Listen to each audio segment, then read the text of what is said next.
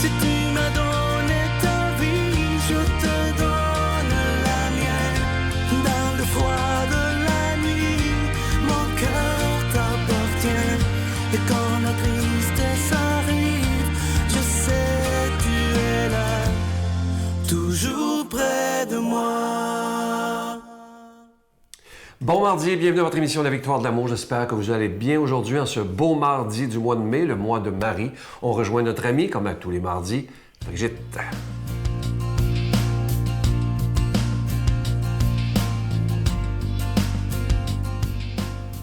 Bonjour tout le monde. On continue avec ces belles attitudes de la Vierge Marie pour apprendre à devenir des meilleurs disciples, des disciples amoureux. Alors, si Marie était quelque chose, elle était bien sûr la mère de Dieu, mais avant de devenir la mère de Dieu, c'était une fille de Dieu, comme toutes les femmes, là.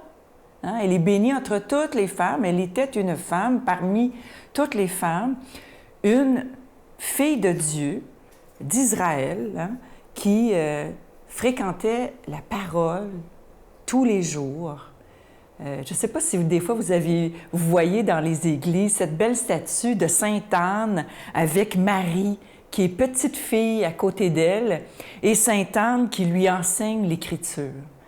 J'adore cette statue. Ça montre comment le rôle des parents, c'est important, de transmettre cette Écriture, cet amour de l'Écriture, parce que c'est la parole de Dieu. Elle se nourrissait de la parole de Dieu. Puis dans cette cinquième attitude qui est disponibilité au plan de Dieu.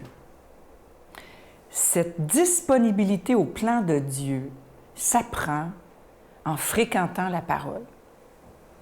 Parce que quand tu lis la parole de Dieu régulièrement, tu te rends compte que ce n'est que ça, cette alliance entre Dieu et les hommes, où on se bat, dans l'Ancien Testament, beaucoup de guerres ou tout ça. Et dans le Nouveau, où c'est peut-être plus intérieur, là, plus intérieur.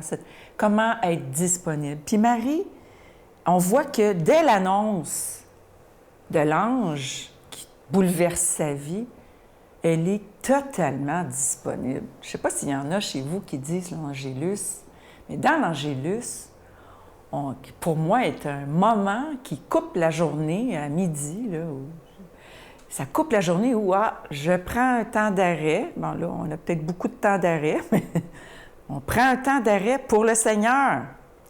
Pas pour se limer les ongles, là.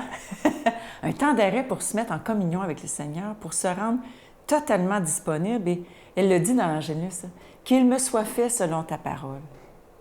Je suis la servante du Seigneur. Donc, ça démontre, ça reflète que dans les petites choses de la vie, Marie était habituée d'être disponible au plan de Dieu. Puis c'est dans les petites choses de la vie que ça commence, dans notre quotidien. Sourire à quelqu'un, répondre au téléphone quand ça sonne, même quand ça ne nous tente pas, servir un enfant, se déranger, plein de petites choses, ramasser les choses qui traînent, puis que les ados, il faut toujours répéter 100 fois par jour, de ramasser des choses. Toutes les petites choses du quotidien qui fait qu'on s'habitue, mais quand arrivent les grandes choses, on est habitué. Alors, demandons cette grâce au Seigneur d'une disponibilité au plan de Dieu dans nos vies. C'est une grâce à demander. Amen. Notre Père qui es aux cieux, que ton nom soit sanctifié, que ton règne vienne, que ta volonté soit faite sur la terre comme au ciel. Donne-nous aujourd'hui notre pain de ce jour. Pardonne-nous nos offenses comme nous pardonnons à ceux qui nous ont offensés. Ne nous laisse pas entrer en tentation, mais délivre-nous du mal, car c'est à toi qu'appartient le règne, la puissance et la gloire pour les siècles des siècles. Amen. Mon Père, je m'abandonne à toi. Fais de moi ce qu'il te plaira. Quoi que tu fasses de moi, je te remercie. Je suis prête à tout, j'accepte tout, pourvu que ta volonté se fasse en moi, en toutes les créatures. Je ne désire rien d'autre, mon Dieu. Je remets mon âme entre tes mains. Je te la donne, mon Dieu, avec tout l'amour de mon cœur, parce que je t'aime.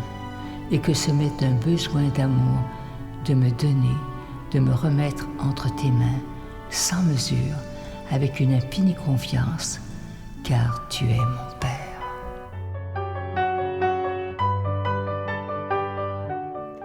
Comme vous le savez, le mois de mai, on dit toujours que c'est le mois le plus beau, le mois de Marie. C'est pourquoi on a choisi un très, très beau cadeau du mois. Il s'agit d'un chapelet qui est en cristal ambré. Il s'appelle le chapelet de Marie protectrice et il est déjà béni. Vous le recevrez avec un don de 25 et si vous en voulez deux, avec un don de 40 Je vous rappelle que vous recevrez également un reçu pour fin d'impôt. Il est vraiment d'une très, très grande qualité, ce chapelet. Alors, je vous donne l'adresse. La Victoire de l'Amour, case postale 120, succursale Boucherville à Boucherville, le J4B 5E6, je vous la redonne. La Victoire de l'Amour, case postale 120, succursale Boucherville à Boucherville, le J4B 5E6. Également par téléphone, par carte de crédit du lundi au vendredi de 8h30 à 16h30 dans le 514-523-4433, 523-4433 ou sans frais le 1-888-811-9291, 1-888-811-9291 et aussi sur notre site Internet, le www.lavictoiredelamour.org. Vous savez que pour ceux qui font leurs dons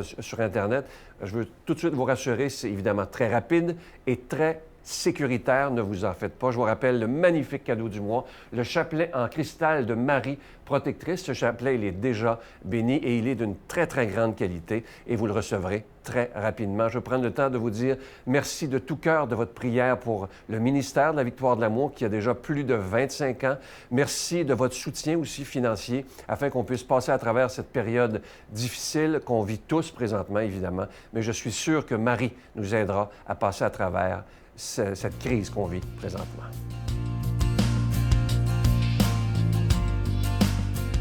Mon Dieu, donnez-moi la sérénité d'accepter les choses que je ne peux changer, le courage de changer les choses que je peux et la sagesse d'en connaître la différence.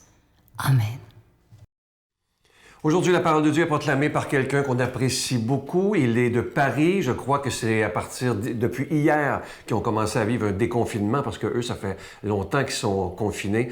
On le rejoint à Paris, le bon père Michel Marie.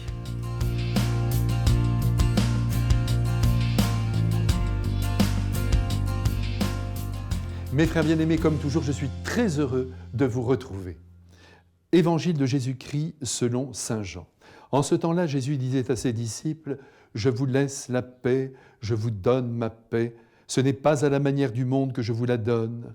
Que votre cœur ne soit pas bouleversé ni effrayé. Vous avez entendu ce que je vous ai dit. Je m'en vais et je reviens vers vous. Si vous m'aimiez, vous seriez dans la joie, puisque je pars vers le Père, car le Père est plus grand que moi. Je vous ai dit ces choses maintenant avant qu'elles n'arrivent, ainsi lorsqu'elles arriveront, vous croirez. Désormais, je ne parlerai plus beaucoup avec vous, car il vient le prince de ce monde. Certes, sur moi, il n'a aucune prise, mais il faut que le monde sache que j'aime le Père et que je fais comme le Père m'a commandé. Mes frères bien-aimés, nous sommes aujourd'hui confrontés au testament du Christ qui vient de s'ouvrir devant nous. Qu'il soit bien clair que les dernières paroles des êtres que nous aimons, les paroles qu'ils ont glissées à notre oreille, souvent d'une voix fragile, sont évidemment les plus importantes. Il arrive que nous ne les comprenions pas tout de suite, mais avec le temps, elles s'éclairent, elles nous ravissent même, elles nous sauvent, aussi parfois des chemins de traverse que nous empruntons. Juste avant que le poète Goethe ne meure, il s'est écrié « Plus de lumière !» Et tout le monde autour de lui a cru qu'il fallait ouvrir les volets, alors qu'en fait, il entrevoyait plus de lumière, la gloire de Dieu qui n'est que lumière. Aujourd'hui, alors que les apôtres, du moins 11 sur 12, pleurent à la perspective de perdre leur maître, Jésus leur lègue les lignes forces qui permettront au monde de marcher droit, justement dans la lumière de Dieu. Après leur avoir annoncé son départ définitif de la terre, il insiste sur un point capital, à savoir sur la paix intérieure qui doit régner dans les esprits croyants au milieu des épreuves les plus grandes. « Je vous laisse ma paix, dit-il, c'est ma paix que je vous donne. » Et en effet, le Christ vit ce qu'il dit. On le sent d'ailleurs habité d'un calme impressionnant, malgré tout ce qu'il attend. Il ne veut pas que les hommes deviennent les captifs de la peur. « Ne soyez pas bouleversés, ne soyez pas effrayés, dit-il. » Il est dans la nature de l'homme de craindre toutes les formes de limites qu'il enserre, nous le savons bien, et de redouter surtout la mort quand elle approche.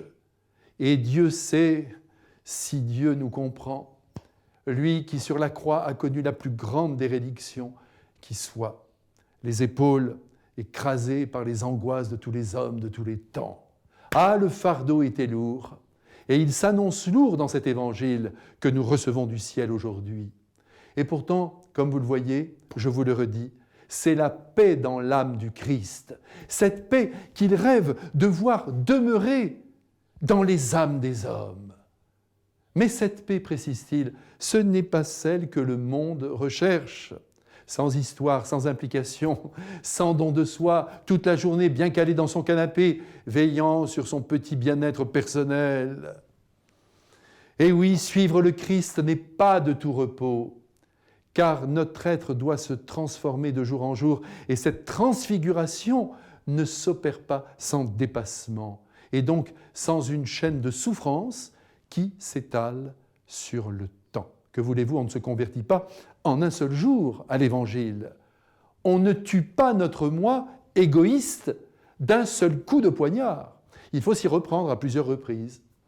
Il y a aussi, bien évidemment, toutes les souffrances que les autres nous infligent, et parfois, même au nom de notre foi, qu'ils jugent désuète, dépassée, malvenue, opposée soi-disant au bonheur le plus concret de l'homme.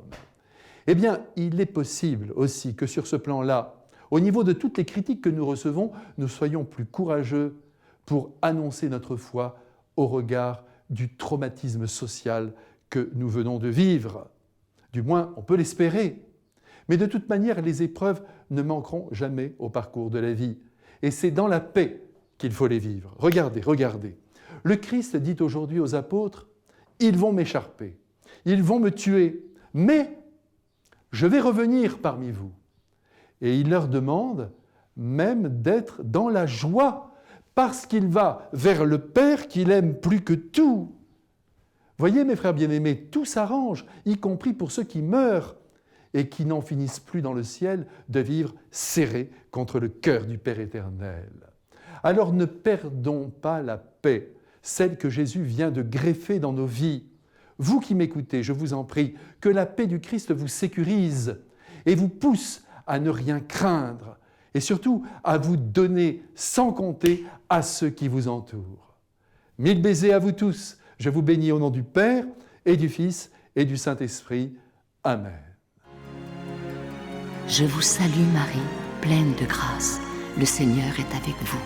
Vous êtes bénie entre toutes les femmes, et Jésus, le fruit de vos entrailles, est béni.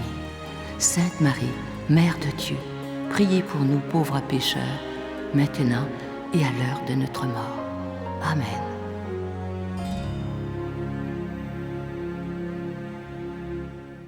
Aujourd'hui, j'aimerais qu'on prenne le temps de prier pour tous ces gens. Parfois, on les oublie, mais lorsqu'on va faire l'épicerie ou qu'on va à la pharmacie ou peu importe, ces gens-là qui sont au front, eux aussi, ils rencontrent tellement de monde, ils ont sûrement des peurs aussi d'attraper ce virus-là. Portons-les dans notre prière. Et moi, je pense que ce qui est important, soyons patients. Prenons le temps de leur sourire parce qu'on voit que parfois, ils sont nerveux, ils sont stressés et on le serait à moins. Alors, au lieu de... Une fois, je voyais quelqu'un qui était un peu agressif avec la pauvre petite caissière qui faisait de son mieux. Elle était toute jeune et je me disais, pauvre petite, prions pour ces gens-là parce qu'on a besoin d'eux. Évidemment, ce sont des gens qui sont au front. Portons-les dans notre prière et soyons très patients et soyons des bons chrétiens finalement. Je vous souhaite une belle journée. À demain. Bye.